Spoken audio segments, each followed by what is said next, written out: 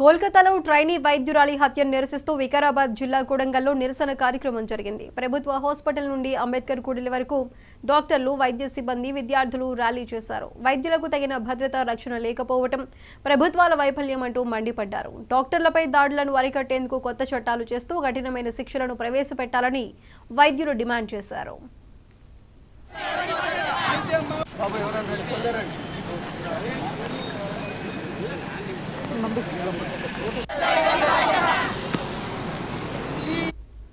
కార్యక్రమానికి ముఖ్య కారణం అందరికీ తెలిసిందే.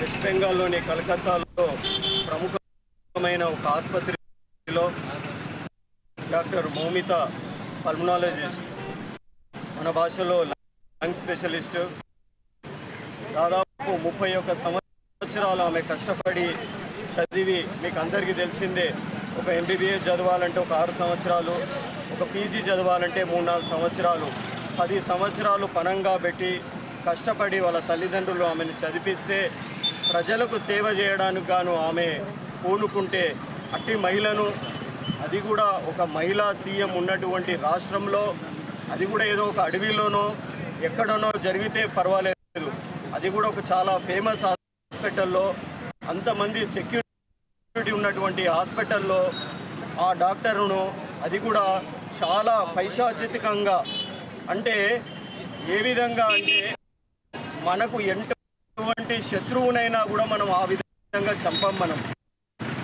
ఒక వ్యక్తిని చంపాలంటే సింపుల్గా ఒక బుల్లెట్తో కాలిస్తే 2 నిమిషాల్లో చనిపోతాడు. ఈమెను ఆ విధంగా కాకుండా కళ్ళల్లో పొడిచి 2 కాళ్ళను